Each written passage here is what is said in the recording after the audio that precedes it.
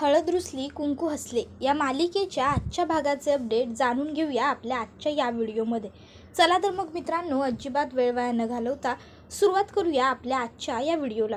तर हळद रुसली कुंकू हसलेमध्ये आपण आता पाहतो की दुष्यंत हा कृष्णाला म्हणत असतो की हे बघ, माझी कामं मी स्वतःच करतो. तर कृष्णा दुष्यंतला म्हणत असते, ओ हे बघा, तुम्हाला पाणी हवं आहे ना, तुम्ही हे घ्या पाणी आणि जावा बरं, निघा इकडनं, मला माझी कामं करू द्या. दुष्यंत म्हणतो, तू अशी कशी काय बोलू शकतेस माझ्याबरोबर? हे बघ, माझं घर, माझं किचन, हा कुठला ॲटिट्यूड आहे माझ्याबरोबर बोलताना? तू नीट बोला माझ्याशी, नाहीतर बघ. त्यावर कृष्ण म्हणते, नाहीतर काय करणार आहेस तुम्ही? सांगा की काय करणार आहेसा? त्यावर दुष्यंत म्हणतो, काय करणार आहे म्हणजे? मी ते कृष्ण म्हणते, बोला बोला, काय करणार आहे बोला. दुष्यंत म्हणतो, मी आईकडे जाऊन सांगेन तिला की तुला कुठलं काम जमत नाही म्हणून. आता हे भांडाभांड करत असताना चुकून कृष्णाच्या हाताचा धक्का दुष्यंतच्या हातातल्या ग्लासला लागतो आणि आता जे तेल कढईत गरम करायला ठेवलेलं असतं त्यातलं तेल आता दुष्यंतच्या डोळ्यावर उडतं. आता तेल उडाल्याबरोबर दुष्यंत म्हणतो, अगं काय केलंस तू हे? माझ्या डोळ्यावर तेल उडवलंस ना? कृष्णा म्हणते, अहो sorry sorry sorry sorry Dushyant सरकार, सॉरी. आणि मग आता दुष्यंतने डोळ्यावरती घट्ट हात घेतलेला असतो तर कृष्णा जाऊन पटकन बर्फ घेऊन येते आणि मग आता ती दुष्यंतला म्हणत असते, बघू बघू इकडे बघू. आणि आता ती दुष्यंतच्या डोळ्याला बर्फ लावायला लागते. दुष्यंत म्हणत असतो, तू काहीच करू नको गं, ऑलरेडी डोळा झोंबतोय माझा, सरक बाजूला. आणि मग आता दुष्यंत हा लगेचच तिकडनं बाहेर जायला लागत असतो. भक्ती विचारत असते, दाजी लय त्रास व्हायला आहे काय तुम्हाला? त्यावर दुष्यंत म्हणत असतो, हो मग अगं, खूप झोंबतोय मला, डोळा जळतोय माझा. ही कृष्णा ना, खरंच तुला ना एक काम धड जमत नाही. त्याबरोबर आता कृष्णा म्हणत असते, थांबा जरा. आणि मग ते आता दुष्यंतला बर्फ लावून देत असते. दुष्यंत म्हणतो, राहू दे तुझं सगळं, मी बघतो काय करायचं. आणि दुष्यंत हा तिकडनं बाहेर जातो. आता दुष्यंत बाहेर गेल्यावर लगेचच कृष्णा ही सुद्धा दुष्यंतच्या मागोमाग दुष्यंत सरकार करत बाहेर यायला लागते. आता दुष्यंत आणि कृष्णा बाहेर चाललेले असतात हॉलमध्ये.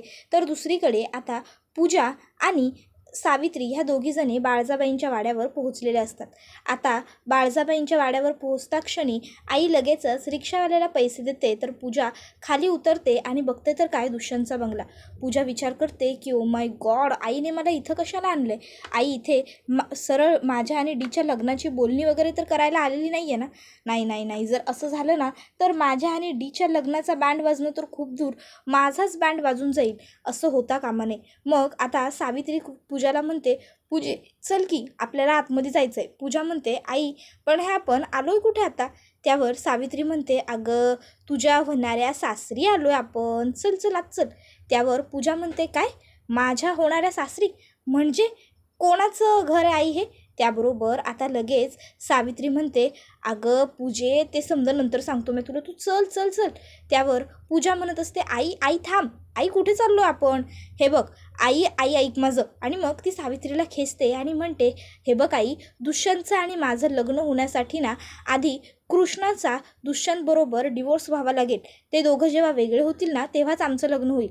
त्यावर सावित्री म्हणते, अगं पर आपण दुष्यंत सरकारांसाठी तुझा हात मागाय चाललेलोच नाही होत, आपण ह्या घरच्या धाकल्या लेकाचा, धाकल्या वारसाचा हात तुझ्यासाठी मागायला चाललो आहे. त्यावर पूजा म्हणते, व्हॉट?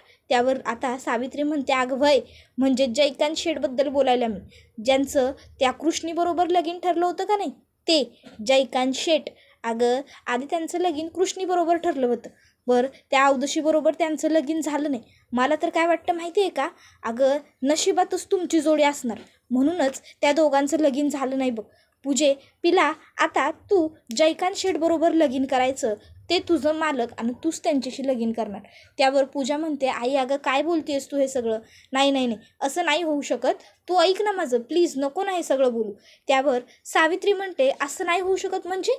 पूजे असंच करायचं आहे. हे बघ, तुझा तो कोणी होता का नाही मित्र, त्याला आता विसरून जा. आता मनामध्ये फक्त जयकांतला ठेव, जयकांतच आता तुझा होणारा नवरा आहे, हे फक्त लक्षात घे. त्यावर पूजा म्हणते, अगं आई नाही, असं नाही होऊ शकत, तू ऐक ना माझं प्लीज. त्यावर सावित्री म्हणते, पूजे अगं तू माझं ऐक आणि आता तू आतमध्ये चल, म्या बाळजाबाईंमुळं तुझ्या लग्नासाठी प्रस्तावनाच ठेवतो. पण म्या खरं बोलू का, मला वाटत नाही मला बाळजाबाईंना काही सांगावं लागेल. माझ्या चंद्रासारख्या लेकीला बघितली की नाही की बाळजाबाई स्वतःहूनच बोलत्याल बघ लगीन करायसाठी तुझं आणि जयकांचं. तू फक्त माझ्याबरोबर चल, बाकी समजा कसं करायचं ते मी बघतो. त्यावर पूजा म्हणते, नो वे, असं नाही होऊ शकत. नाही होऊ शकत असं. त्याबरोबर दुसरीकडे आता दुष्यंत ह्याच्या डोळ्याची आगाग होत असते.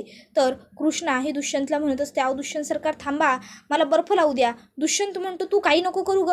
कृष्णा म्हणते अहो मग कसं वाटायचं. त्यावर दुष्यंत म्हणतो अगं काही नको करू म्हणजे तू लांब राहा ग बाई, माझ्यापासून लांब राहा. त्यावर कृष्णा म्हणते दुष्यंत सरकार अहो ऐका की माझं. दुष्यंत म्हणतो मला काही नाही ऐकायचं, तू बाजूला हो, माझ्यापासून लांब राहा. कृष्णा म्हणते दुष्यंत सरकार काय चाललंय तुमचं, ऐका म्हणलंय ना हो माझं, खबरदार आता इथनं एक पाऊल तरी पुढे टाकशीला तर बसा इथं. दुष्यंत बसत नसतो. कृष्ण त्याच्या हाताला जोरात हिसका देते, त्याला खाली बसवते आणि मग म्हणते शांत बसा. आणि मग त्याच्या डोळ्याला आता ती बर्फ लावायला लागते. आता कृष्णा दुष्यंतच्या डोळ्याला बर्फ लावते. त्यानंतर आता हळूहळू दुष्यंतचा डोळा उघडलेला असतो. हळूहळू दुष्यंतला जरा बरं वाटलेलं असतं. मग आता दुष्यंत हा कृष्णाकडे बघायला लागलेला असतो. तर कृष्णासुद्धा दुष्यंतकडे बघत असते. इतक्यात तिकडे बाळजाबाई येतात आणि बाळजाबाई म्हणतात काय रे, काय झालं काय तुझ्या डोळ्याला. तसं आता दुष्यंत हा लगेचच सांगतो आई अगं ते. त्यावर लगेच आता बाळजाबाई म्हणतात अरे काय विचारायला लागलो आम्ही, काय झालं डोळ्याला, बर्फ कशा पाय लावायला आहेस. त्याबरोबर मग कृष्णा सांगते माझ्याकडनं चुकून गरम तेल उडालं.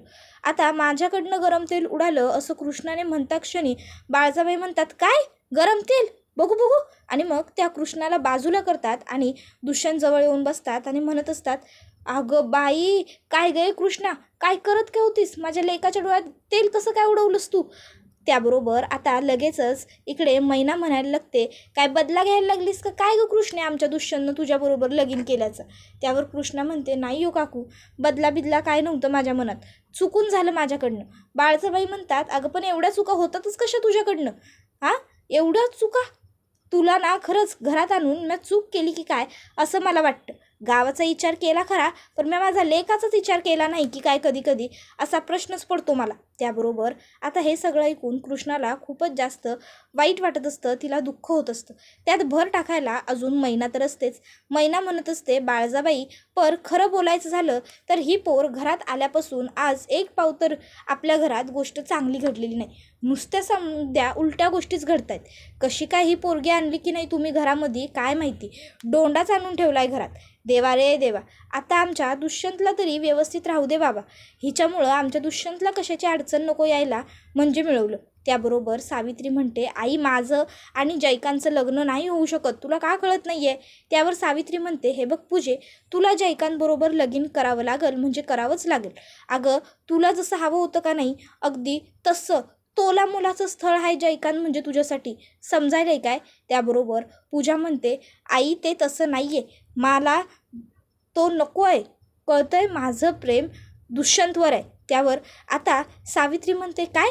त्यावर पूजा म्हणते हो, तुला सगळं पहिल्यापासून एक्सप्लेन करावं लागेल, मी सांगते तुला सगळं, हे बघ ऐक.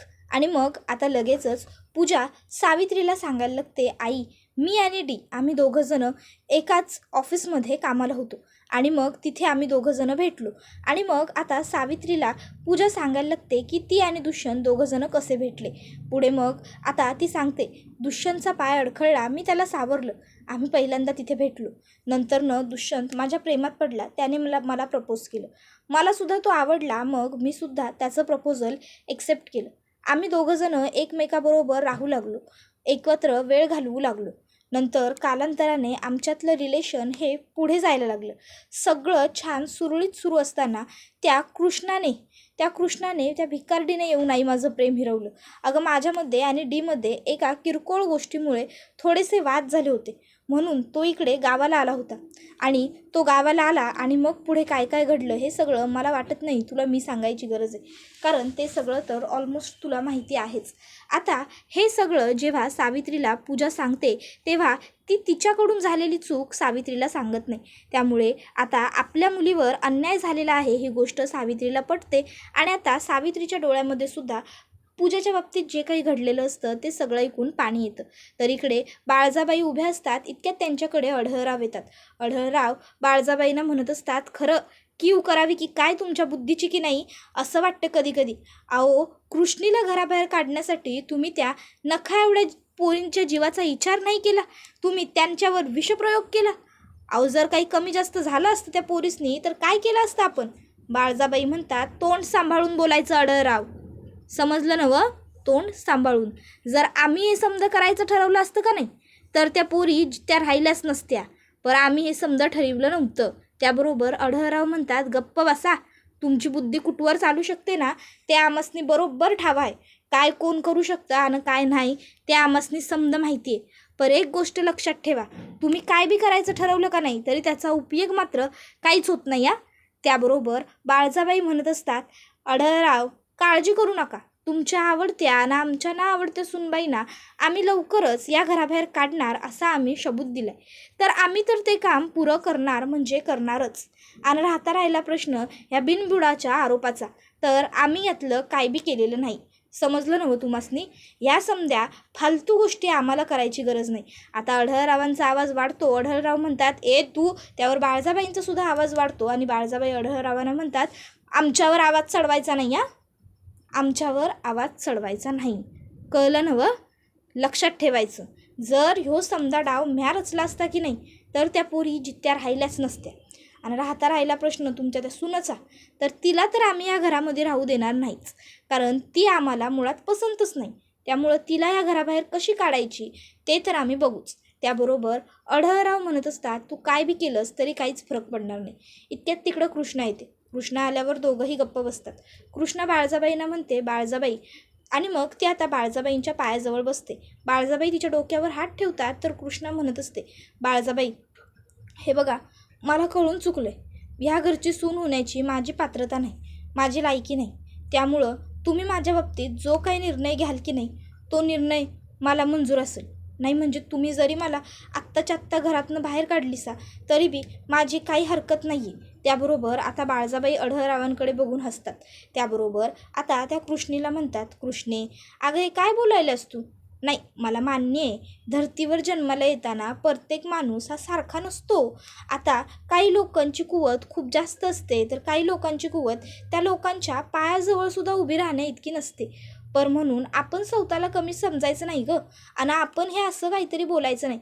बाळजाबाईंना कृष्णा म्हणत असते, तुम्ही मला घरातनं हकललीत तर म्या जाईन कुठंतरी माझी म्हणजे अगदीच म्या निघून जाईन इथनं कुठंतरी लांब. त्यावर बाळजाबाई कृष्णाला सांगतात, असा विचार नसतो करायचा कृष्णे. अगं, जर आपली कुवत एखाद्या गोष्टीत कमी असेल तर आपण त्या गोष्टीत आपल्याला स्वतःला कसं सुधारता येईल असा विचार केला पाहिजे. पर तू तसा विचार न करता असं काहीतरी बोलायला लागल्यास. त्याबरोबर आता पुढं कृष्णा म्हणत असते, बाळजाबाई म्हणजे? त्यावर बाळजाबाई म्हणतात, हे बघ कृष्णे, मला मान्य आहे तू रांगडे पाटलांच्या घराण्याला साजेशी शोभेशी नाहीस, पर म्या तुला बनवीन की तशी. त्यावर कृष्णा म्हणते, काय खरंच? त्यावर बाळजाबाई म्हणतात, अगं मग म्या तुला सुलाखून काढीन, म्या तुला आगीतनं मस्त परतून काढीन, ज्यानंतर तू रांगडे पाटलांच्या घराला शोभशील, साजशील, अशी सून होशील. त्यावर हे ऐकून कृष्णाला आनंद होतो. कृष्णा म्हणते, खरंच बाळजाबाई? त्यावर बाळजाबाई खरं म्हणतात. मग कृष्णा चक्क बाळजाबाईंच्या हाताचे मुके घेते. त्याबरोबर आता बाळजाबाई म्हणतात, आता जा की, तुला कामं असतील नवं, का मला अशीच बघत राहशील? मग बाळजाबाई म्हणल्यावर कृष्णा तिकडनं निघून जाते. तर आता लगेचच बाळजाबाई अढळरावांना म्हणते, बघितलंस नवं, तुमच्या सुनेलाच काय वाटायला येते? त्यावर अढळराव म्हणतात, एक गोष्ट लक्षात ठेवा, कृष्णाला तुम्ही या घरातनं कधीच काढू शकत नाही. त्यावर बाळजाबाई म्हणतात, आता मला तर तिला काढायची बी नाही आहे. आता मी म्हणलं नवं की म्या तिला ह्या घराच्या लायक सून बनवणार म्हणून, तर मग आता मला तुमच्या त्या न आवडत्या सुनेला ह्या घराच्या लायक सून बनवून दाखवायचंच आहे. नाही काय आहे, आत्ताच ती मला ते स्पर्श म्हणाली नवं, मग आता त्या लोखंडाला म्या सोनं बनवणारच. त्यावर अढळराव म्हणत असतात, एक गोष्ट लक्षात ठेवा, एक दिवस खरोखर कृष्ण तुमची गादी चालवणार, आणि ते बी अगदी प्रामाणिकपणे आणि इमानदारीनं चालवून दाखवणार.